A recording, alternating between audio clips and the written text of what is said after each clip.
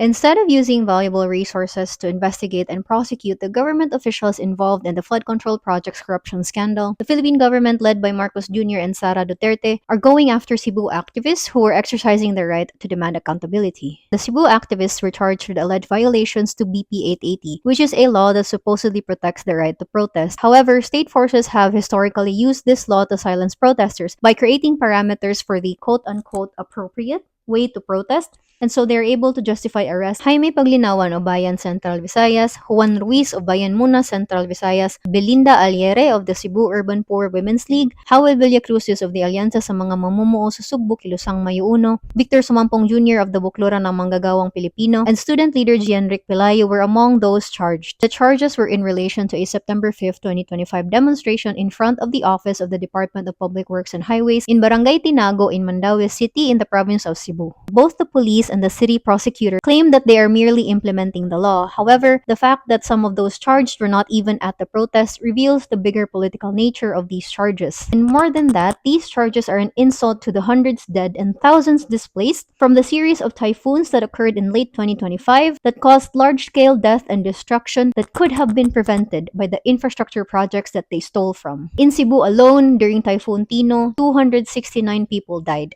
and at least 180,000 individuals were displaced. And it is also important to note that the Batas Pambansa 880 was a law that was passed during the Marcos dictatorship. And so for the current administration, led by the same dictator's son, to use this law to criminalize dissent exposes the continuing Marcosian legacy of brutal political repression. Lolo Jeps, Kuya Joji Atibebe, and Howell are my comrades, and I have stood witness to their years of fighting corruption and injustice, even through attacks and harassment from the state and threats to their lives. And so what the Marcos Duterte government doesn't realize is that the Filipino people will not stop clamoring for accountability until everyone involved, and I mean everyone, is behind bars. I'm blind and I use a screen reader to edit my videos, and for some reason I can't edit the captions on the video, so I'll be putting up keywords on the screen so you can stay updated on this case yourself. I'll also be tagging the account of AMA Sugbo KMU, which is the only one among the orgs that is on Instagram, in case you want to show or send support to the activists. But this really continues to show us the shrinking of our democratic spaces, and so now more than ever we have to be vigilant about protecting them and also asserting our democratic rights.